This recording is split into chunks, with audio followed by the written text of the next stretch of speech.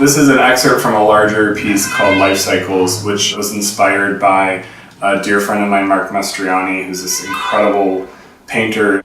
I watched him create these paintings over the course of 2 years and composed a 35-minute long piece sort of in response and in dialogue with those works. So the piece is scored for live electronics, and then flute and viola, and then there's also live projections that are a component of it. And so the way that the piece is developed is that Mark works in a way where he's collecting the images and stimulus around his studio, upstate New York. He's sort of in a very rural part of upstate. And so all the natural images he's seeing around him sort of, he takes them in, reprocesses them, and they go into the work through painting and through acid transfer of imagery and through wiping away at different layers of paint and varnish that are on the paper until you get to these kind of both surreal and very realistic images. And so I tried to build the sound for the piece in the same way. So I collected a lot of sounds, recording Mark painting, recording Mark ripping paper, recording him sketching, recording myself walking around in the snow, around his studio, recording birds that I was hearing in the woods. So I was trying to go to the same place as he was to take sonic inspiration the way that he was taking visual. And all of those sounds then translated their way into the electronics of the piece.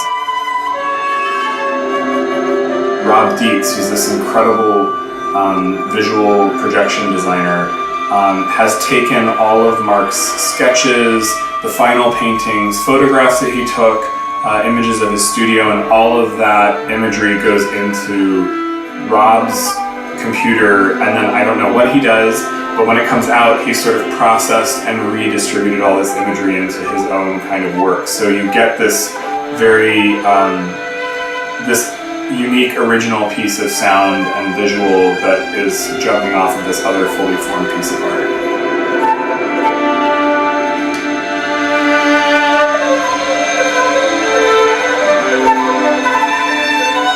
This piece involves electronic sounds, and I think when you first hear them, you're like in awe of them. You don't quite know what to do. Mm-hmm. But then, in order to be successful, you need to sort of think of them as another person in the group and try to play chamber music with them and respond to them and listen. And I think we did respond to it more tonight. Maybe more in terms of like dynamics. I think because we were hearing what was happening with the tape, and we were responding to that and kind of making it blend. I think nicely with what was happening electronic. There's a Bluetooth app that is connected with our phones and John's phone, and he controls the metronome. So I think it's called Bluetooth metronome. Is that what I think so. Yeah. Okay, yeah. So he controls the tempo, and he controls when to stop and to start it. And so we're both have the phones with us and are using earbuds.